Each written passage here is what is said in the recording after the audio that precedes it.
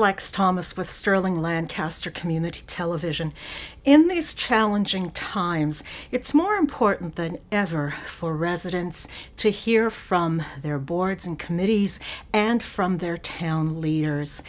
I'm very pleased to introduce our town administrator, Ross Perry, who has a statement for our residents. Ross, thank you for taking the time to speak with me and with the community. Now, who are the experts, both local and federal, that you're talking to and dealing with in managing this coronavirus crisis? Well, Lex, there's lots of information out there these days. I'm seeing the daily updates from MEMA. Fire chief has seen those, police chief has seen those. We're getting updates from the Mass Municipal Association. We're getting updates from the state, from the governor. Almost every day he's issuing new executive orders. We're getting updates from DLS, Department of Local Services, which talks about sort of the nuances of running municipal government, such as the changing of the open meeting law. There's really a lot of information that flows through every day, and a lot of the department heads are also clued into their counterparts in other towns and in the state, and they're all getting information. Now, what is the direct impact of this on Sterling? How many cases do we have here in town? Are you able to share that information? The Board of Health is tracking this on a daily basis. It's really the Board of Health that's managing our health response to this. But as of 7 o'clock this morning, they reported that there had been 27 cases of confirmed coronavirus in Sterling. The good news is that 25 of them have recovered or been released from quarantine. So 27 cases reported, but 25 have been released. That's certainly excellent news. Now, what advice would you give to Sterling residents in dealing with this in our everyday lives? A lot of it is similar to what they've seen probably everywhere. Social distancing, staying away from others works and is probably the best way to control this virus. That's from the health perspective, as well as what you've been hearing on washing your hands and that type of thing. The other is, I think, to be patient. This will eventually end. The quarantines, the isolations, and the staying away will eventually end. In the meantime, we need to all watch our expenses, because we can't guarantee when everybody will be back to work.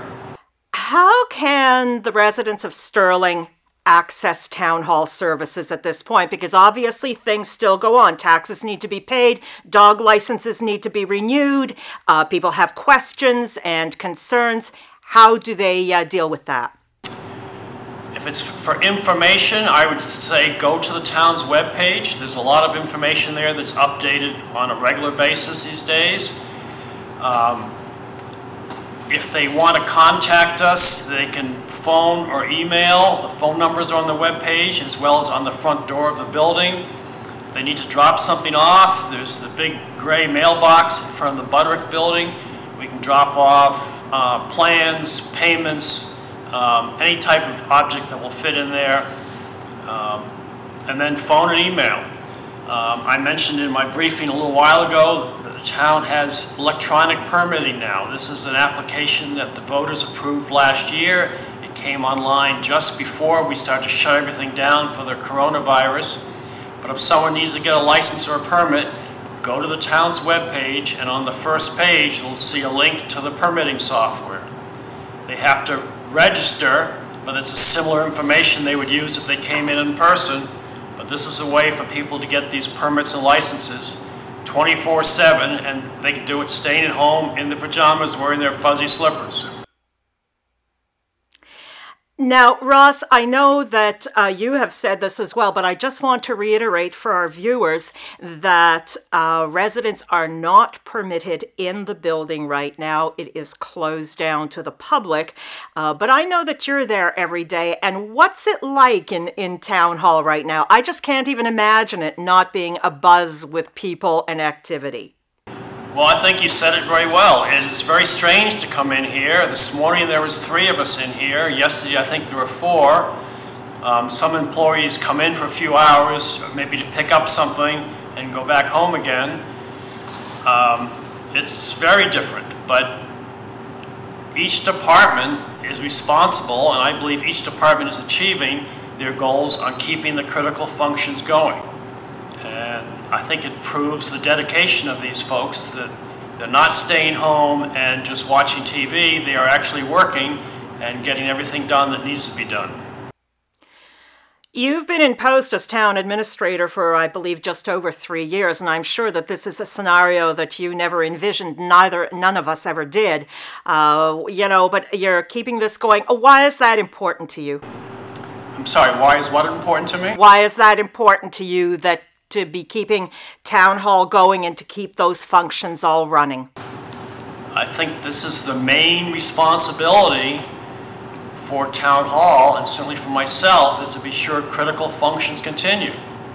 People can carry on their own lives. They can work out their personal issues, they can work out their business issues, but it's our responsibility to be sure town functions continue. And a lot of this involves, there must normally be 30 to 40 visits or phone calls to Town Hall every day.